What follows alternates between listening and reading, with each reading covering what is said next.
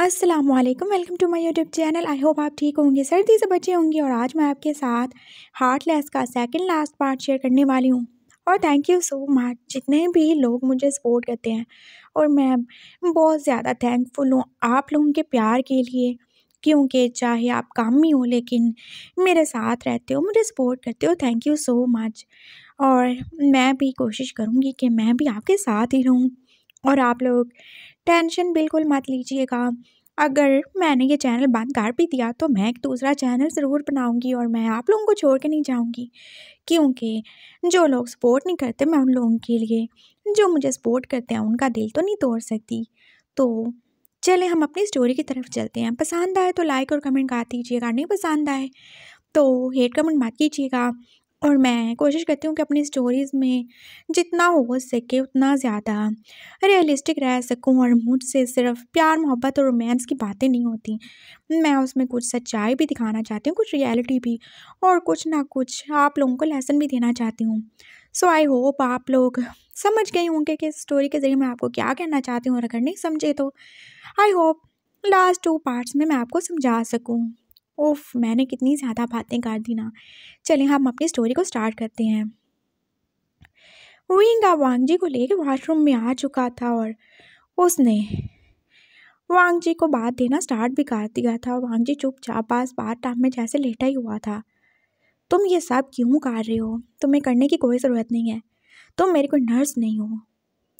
मैंने तुमसे कितनी दफ़ा बोला है वांग जी, अपनी ज़ुबान को बांध रखा करो, और नहाते वक्त बोलते नहीं है। तुम्हें किसी ने मैनर्स नहीं सिखाए क्या? मैं तुम्हें सिखा सिखा के थक गया। तुमसे अच्छी तो वो छछूंदर है। जिया अच्छी है, समझदार है, चुपचाप नहाती है, कोई तंग नहीं करती। और एक तुम हो जो बोलते ही रहते हो। पता नहीं तुम्हें कब भी अक्ल आएगी। विंग तो बिल्कुल नॉर्मल तरीके से ही बोल रहा था, और साथ में वो वांग जी को बात भी दिए जा रहा था। लेकिन मुझे ये अच्छा नहीं लगता। क्यों हो तुम ऐसे? इतना अच्छा भी नहीं होना चाहिए किसी को। और तुमने एक बार भी नहीं कहा कि तुमने मुझे माफ़ कर दिया है। मैं कितनी बार तुमसे बात करने की कोशिश करता हूँ ना, कितनी बार ही मैं तुमसे अपने प्यार का इजहार कर चुका हूँ, लेकिन तुमने कभी भी कोई रिस्पॉन्स नहीं दिया। अगर तुमने मुझे माफ़ नहीं किया तो तुम ये सब क्यों ही कर रहे हो? और अगर तुम्हें मुझसे प्यार नहीं है, तुम मेरे प्यार को एक्सेप्ट नहीं कर सकते, तो मेरे साथ क्यों रह रहे हो? बताओ मुझे भी। मुझे तुम्हारा एहसान नहीं चाहिए। मुझे इतना ज़्यादा मत गिराओ कि मैं उठ ही ना सकूं। मैंने कहा ना, चुप हो के बस अब नहाओ। और अब अगर तुमने ज़्यादा ज़ुबान चलाई ना, मैं तुम्हें सच कह रहा हूँ, इधर ही छोड़ के चला जाऊँगा, और मैं बाहर से लॉक लगा दूँगा। फिर यहीं पानी में बैठे रहना।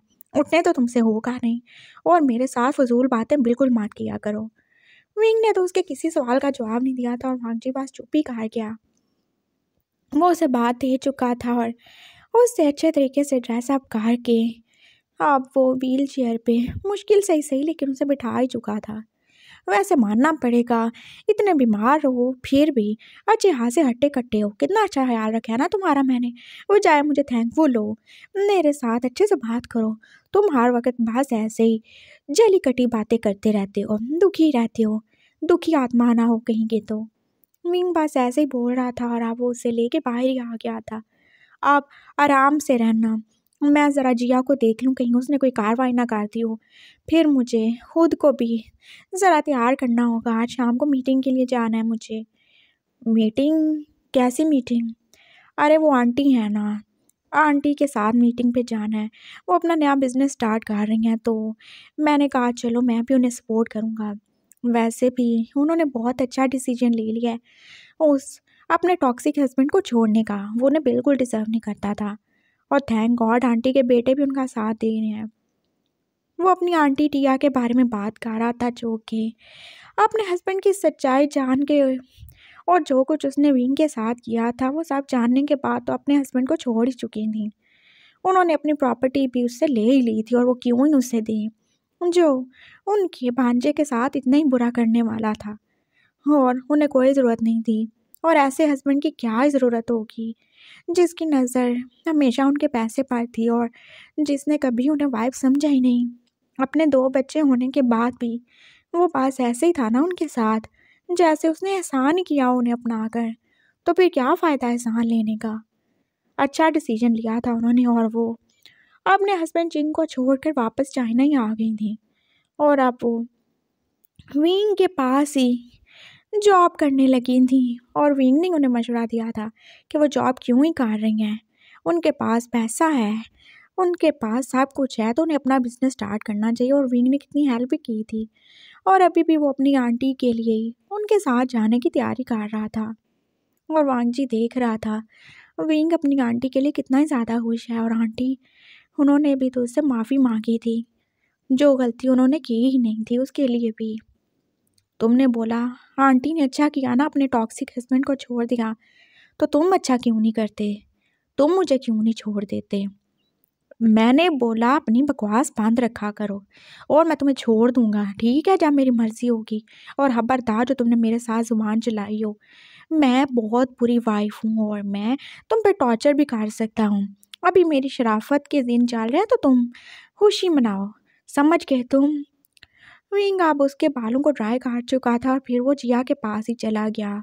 जिया ने थैंक गॉड कोई गंदगी नहीं मचाई थी और वो अपनी दादी के साथ खेल में बिजी थी। विंग बस सारे काम निपटा के अब दोबारा से वॉशरूम में चला गया था। अब उसे खुद भी रेडी होना है। और जिया जो कि दादी के साथ खेल खेल के बोर ही हो चुकी थी, वो छोटे छोटे कदम चलाती अब वांगजी के पास उसके रूम में आ गई थी। ओ मेरा बेबी आ गया, आ जाओ पापा के पास। वो उसके करीब आ गई थी और वांगजी ने उसे गोद में बिठा लिया था। तुम कितनी क्यूट हो, कितनी ज़्यादा हेल्थी हो, बिल्कुल मेरे जैसी। जानती हो जब मैं तुम्हारी एज का था ना तो मैं भी तुम्हारे जैसा ही था, एकदम गोलू मोलू सा। देखो तुम पूरी की पूरी मेरी कॉपन कॉपी हो। मामा ने जब मुझे मेरे बचपन की फ़ोटोज़ दिखाई थी ना तो मैं तो देख के शौक ही रह गया। तुम सच में मेरी जैसी हो, मेरी प्यारी बेटी। वो उससे बातें कर रहा था और जिया खुश हुई जा रही थी। अच्छा अब बताओ, अपनी मामा के साथ रहोगी या मेरे साथ। देखो पापा बहुत बुरे हैं ना, आपने देखा था ना जब आप मामा के बेली में थे तो पापा ने उन्हें कितना ज़्यादा टॉर्चर किया। जब आप आने वाले थे तब भी पापा उन्हें मारते थे, आपको पता है, पापा उन्हें पैर से मारते थे, पापा उन्हें चेन से बांध के भी रखते थे। और पापा ने उन्हें कितना ज़्यादा ही पेन दिया है ना। पापा बुरे हैं ना।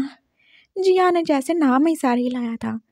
हाँ तुम पापा से प्यार करती हो इसलिए पापा अच्छे लगते हैं, लेकिन मामा तो पापा से प्यार नहीं ना करती। तो मामा को आगे बढ़ना चाहिए ना, मूव ऑन करना चाहिए ना अपनी लाइफ में। तुम उनको बोलो ना वो आगे बढ़ जाएं, वो पापा को छोड़ दें। पापा को अच्छा नहीं लगता, मामा के ऊपर एक बर्डन है, वो बस खुश रहने चाहिए ना। तुम समझ रही हो ना जिया, मामा को बोलोगी ना कि वो पापा को छोड़ दें, बोलोगी ना। वो उससे ऐसे ही बातें कर रहा था और जिया ने जैसे आगे बढ़ के उसे आगे कर लिया। नो पापा, जिया, मामा, वो बस इतनी बातें करती थी थोड़ी थोड़ी। और वांगजी समझ गया था वो अपने माँ बाप दोनों के साथ रहना चाहती है और उसने भी उसे बैठा कर लिया था। और कितने ही आंसू जैसे उसकी आंखों से निकल ही रहे थे। वो शर्मिंदा था, वो बहुत ज़्यादा बुरा कर चुका था और अब यही गिल्ट उससे पास तंग किए ही जाता था। विंग को इतना अच्छा नहीं होना चाहिए ना, क्यों अच्छा है वो क्यों उसे टॉर्चर नहीं करता। उसके पास तो आप पूरा पूरा इख्तियार है ना, उसके पास तो पावर है ना, फिर वो क्यों उससे बदला नहीं लेता, क्यों वो ऐसे करता है। वांगजी को बहुत बुरा लग रहा है, वो पनिशमेंट चाहता है अपने लिए, जितना कुछ उसने बुरा किया है उस सब के लिए उसे पनिश चाहिए। वो अभी विंग के हाथों से सजा चाहता है, लेकिन विंग तो एकदम नॉर्मल है, वो कुछ कहता क्यों नहीं है, क्या उसे कुछ भी फर्क नहीं पड़ता, क्यों कर रहा है ऐसा। वांगजी पास ऐसे ही जिया को अपनी गोद में बिठाए हुए था और जिया जो कि एकदम से अपनी बॉल गिरने से परेशान ही हो गई थी और वो जल्दी से वांगजी की गोद से निकल कर बस बॉल के पीछे ही भाग रही थी। अरे रुको बेटा, किधर जा रही हो तुम, नहीं जाओ ना उधर। बॉल जो कि बस आगे चली जा रही थी और जिया उसके पीछे पीछे ही।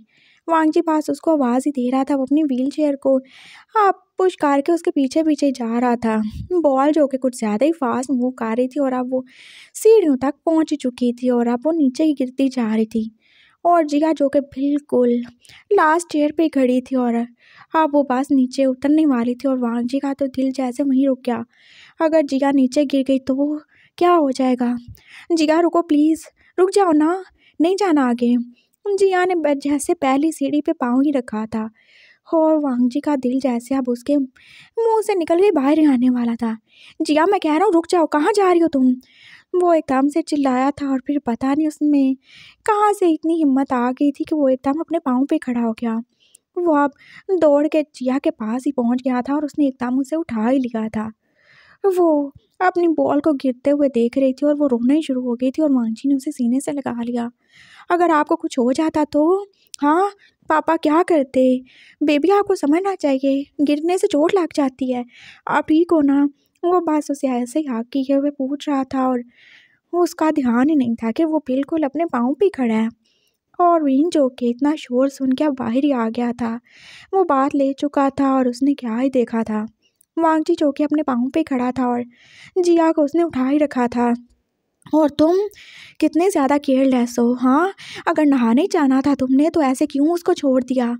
वो तो आंटी के पास थी ना। क्या आंटी के पास थी वो? हैं, तुम्हें बिल्कुल ध्यान नहीं है। बस तुम्हें अपनी आंटी की फ़िक्र है। और मेरी बेटी का क्या?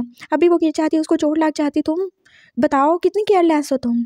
हद से ज़्यादा केयरलेस हो। बस बच्ची पैदा कर ली और इससे ज़्यादा कुछ नहीं। वो आंटी गुस्से से ही बोल रहा था और विंग चुप भी हो गया। और आप ये मुंह क्यों बना रहे हो?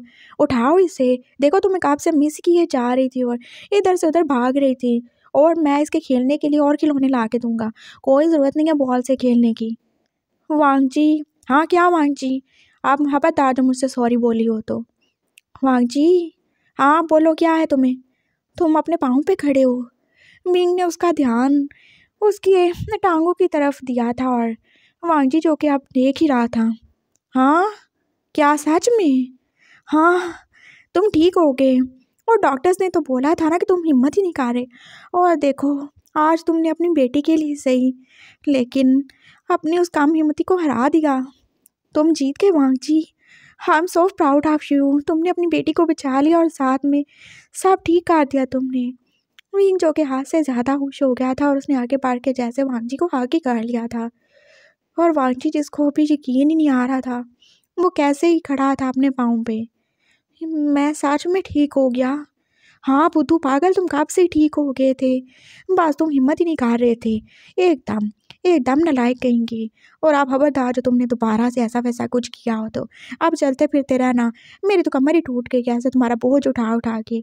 विंग उसे बोल रहा था और वांगजी देख रहा था कि विंग कैसी उसकी परवाह कर रहा था और वो कितना ही ज़्यादा खुश था ना वांगजी के ठीक हो जाने पे। तो अब क्या? मैं अभी मामा को बुला के लाता हूँ, वो कितनी ज़्यादा खुश होंगी। वो उसे वहीं पे बिठा के अब मामा को बुलाने चला गया था और वो जब आई थी कितनी ज़्यादा ही खुश थी और वो विंग को थैंक्स बोल रही थी। ये सब विंग की वजह से हुआ है। उसने तुम्हारा कितना ख्याल रखा, तुम्हें टाइम से मेडिसिन दी, तुम्हें एक्सरसाइज करवाई, सब कुछ करवाया। मामा मेरी वजह से नहीं, ये सब इस चुंदर की वजह से हुआ है। अगर आज ये ना होती और ये गिरने वाली ना होती तो कभी इसका बाप अपने पाँव पे खड़ा ही नहीं होता। कितना टाइम लगा दिया इसने। अरे पागल लड़की, तुम पहले सीढ़ियों पे चली जाती वो जल्दी ठीक हो जाता। विंग जिया से बोल रहा था और वांगजी ने उसकी तरफ घूर के देखा। हाँ तुम क्या चाहती हो? मेरी बेटी ऐसे सीढ़ियों से गिर जाती, उसको चोट लग जाती? तुम एकदम पागल हो, बकवास नहीं करो, मैं ऐसा नहीं बोल रहा। वो सब खुश हो चुके थे और वांगजी जो कि अब हाथ से ज़्यादा ही खुश था। वो ठीक हो गया था और अब उसकी लाइफ का क्या? क्या वो यहीं पे रुक जाएगी? क्या वो आगे बढ़ने लगेंगे या फिर विंग उसे छोड़ ही जाएगा? विंग अपनी आंटी के साथ चला गया था और वो रात 10 बजे ही वापस आया था। वांगजी अभी तक बेड पे ही लेटा हुआ था और जिया जो कि अपने छोटे से बेड पे सो ही रही थी। इतना लेट आए हो तुम? हाँ बस वो मीटिंग थोड़ी लेट चली और तुम्हें पता है हमारा काम स्टार्ट होने वाला है। आंटी भी अपना बिजनेस स्टार्ट करेंगी। मैं बहुत ज़्यादा खुश हूँ, बहुत ज़्यादा ही खुश हूँ। विंग जैसे बेड पे गिर सा ही गया था और वो कितना ज़्यादा खुश लग रहा था। मैं भी बहुत खुश हूँ तुम्हें ऐसे खुश देख कर। हाँ थैंक यू सो मच। अब तुम क्या करोगे? क्या करूँगा? चेंज करने जाऊँगा और फिर मुझे भूख नहीं है, मैं खाना नहीं खाऊँगा और फिर सो जाऊँगा। और जिया, उसे फ़ीड तो नहीं करना होगा ना? नहीं, वो फ़ीडर पी के सो चुकी है। मैं तुमसे तुम्हारे बारे में पूछ रहा हूँ। तुम मेरे बारे में मत पूछो, मैं बस सोने ही वाला हूँ।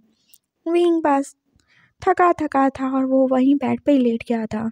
मुझसे नहीं चेंज होता, फिर काट लूँगा। और वैसे भी अब तुम ठीक हो गए हो ना, अपना सारा काम खुद संभालो। मैं बस आराम ही करूँगा। बहुत थक गया हूँ मैं, बहुत ज़्यादा ही थक गया हूँ। वी, तुम मुझे मारो ना। क्या क्या बोल रहे हो तुम? हाँ, मुझे मारो। मैंने तुम्हें बेल्ट से मारा था ना, तुम्हें कितना दर्द हुआ होगा। तुम पागल हो गए हो, मैं ऐसा कुछ नहीं करने वाला। अगर तुम मुझे नहीं मारोगी ना तो मैं खुद को मारूंगा। तुम्हारा दिमाग खराब हो गया वांग जी, ऐसे क्यों ही बोल रहे हो? तुम तुम सच में मुझे पागल खा दोगे वी। तुम्हें इतना अच्छा नहीं होना चाहिए। तुम मुझे पनिश दो। मैंने जो कुछ तुम्हारे साथ किया तुम सब मेरे साथ करो। मैं चाहता हूँ तुम मुझे इतना ही दर्द दो जितना मैंने तुम्हें दिया है। तुम सब करो मेरे साथ। मुझे मारो, मुझे चेन से बांध कर रखो।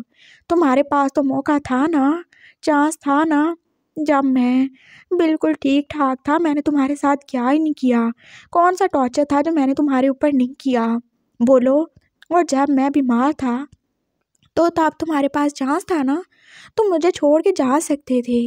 तुम मुझसे बदला ले सकते थे। तुमने क्यों ही मेरी हेल्प की? क्यों मुझे चेन से बांध के नहीं रखा? क्यों ही मुझे उस पट्टे से नहीं मारा जिससे मैं तुम्हें मारता था? क्यों मेरे हाथ में करंट नहीं लगाया तुमने? बताओ, क्यों ही तुमने मुझे थप्पड़ नहीं मारे? क्यों किया तुमने ऐसा? क्यों नहीं किया तुमने मुझ पे टॉर्चर जितना मैंने तुम्हें किया था? बताओ मुझे। मैंने तुम्हारे साथ क्या ही नहीं किया, लेकिन फिर भी तुम ऐसे कैसे ही रह सकते हो? तुम इतने सुकून से कैसे रह सकते हो वी? मुझे तुम्हारा ये सुकून बेचैनी में तला कर रहा है और मुझे बहुत ज़्यादा तकलीफ़ होती है। मुझे सज़ा चाहिए। मैं पनिशमेंट चाहता हूँ और अगर तुम मुझे नहीं दोगे तो मैं खुद को कुछ कर लूँगा। मेरा गिल्ट मुझे जीने नहीं देता। वांग जी एकदम इमोशनल हो गया था और वो बोले जा रहा था और विंग पास उसकी तरफ देख रहा था। बोलो, क्यों नहीं तुमने मुझसे बदला लिया? तुम्हारे पास चांस था ना, क्यों नहीं किया? क्योंकि मैं तुम्हारे जैसा नहीं हूँ। मेरी परवरिश तुम्हारे जैसी नहीं है वांग जी। और वैसे भी मैं क्या ही कर लेता, तुम्हें मार कर या तुमसे बदला लेके मुझे क्या ही मिल जाता? तुमने जब मेरे साथ वो सब किया तब मैं बिल्कुल नॉर्मल था ना, तो मैं तुम्हारी बीमारी की हालत में तुम्हारे साथ कैसे वो सब कर सकता था? हाँ तो आप करो ना, अब मैं ठीक हूँ ना। मैं अब भी नहीं कर सकता, नहीं कर सकता। तुमने चाहे जो भी मेरे साथ किया हो, लेकिन मैं वो नहीं कर सकता। मुझे बहुत दुख होता है, मैं किसी को दुख में नहीं दे सकता। और जो पेन था वो तो गुजर गया ना, और ना ही तुम्हें पेन देने से वो ठीक हो सकता है और ना ही मैं दोबारा से अपनी उस पुरानी लाइफ में वापस जा सकता हूँ। तो मैं क्यों ही बुरा बनूँ? और कोई भी किसी को दर्द दे के कभी खुश नहीं रह सकता। तुम जिया के बाप हो, तुम्हारा पूरा राइट है वो तुम्हारे साथ रहे और मैं उसकी माँ। मैं उससे माँ और बाप दोनों का प्यार देना चाहता हूँ और मैं नहीं चाहता कि उससे किसी एक के भी प्यार से अलग होना पड़े। बस इसीलिए मैं तुम्हारे साथ हूँ। और तुमने बोला था तुम बदलना चाहते हो, तो मैं बस तुम्हें चांस दे रहा था। चांस दे रहे थे, आप नहीं दोगे? पता नहीं, शायद क्योंकि मैं चाहे कुछ बुरा ना भी करूं, लेकिन फिर भी वो सब भूलना क्या इतना आसान है? I am sorry Wei, I am so sorry. Wang ji ने आगे बढ़ के उससे हाथ की काट लिया था और वो रोना ही शुरू हो गया। मैं कोई भी सफाई नहीं दूंगा, कोई भी कन्फेशन नहीं करूंगा, ना ही मैं तुमसे बोलूँगा कि तुम मुझे माफ़ करो। लेकिन तुम जानते हो, मैं कभी भी इतना बुरा नहीं बनना चाहता था जो मैं बन गया। मैं इंसान हूँ, मैं जानवर नहीं हूँ। तुम जानते हो भी, मैं एक बहुत ही डरपोक, एक बहुत ही मासूम सा बच्चा था जो छोटी छोटी बात पे बस अपनी माँ के पास ही भाग के आ जाता था। हर बात पे मुझे मेरी माँ की ज़रूरत होती थी और मुझे बिल्कुल नहीं पता था क्या होता है कि नाजायज़, क्या जायज़ होता है। मैं तो बस अपनी मामा का बेटा था ना, मैं तो छोटा सा वांगजी था, मुझे क्या ही पता था। लेकिन जब मामा रोती थी, वो अपनी फ्रेंड के साथ हॉस्टल में रहती थी, तो मुझे बहुत दुख होता था। मुझे पता चल गया था लोग सिर्फ धोखे देते हैं, प्यार के नाम पे लूटते हैं, और वही कुछ तो मेरे बाप ने किया था। मुझे उससे नफ़रत हो गई। और फिर जब गगा मुझे यहाँ लाए तो वो बात बात पे मुझे नाजायज़ कहते थे, मुझे टॉर्चर करते थे, मुझे मारते थे। हाँ, उन्होंने मुझे साथ दिया, मुझे नाम दिया, मुझे पहचान दी, लेकिन इसके बदले में उन्होंने मेरे अंदर के उस मासूम से वांगजी को मार डाला। तुम जानते हो, मुझे उनकी नज़र में अच्छा बन के रहने के लिए बुरा बनना पड़ा। मैं वैसे ही बनता गया जैसे वो मुझे बनाते थे। मुझे नफ़रत हो गई थी हर किसी से, उनसे भी, अपने बाप से भी।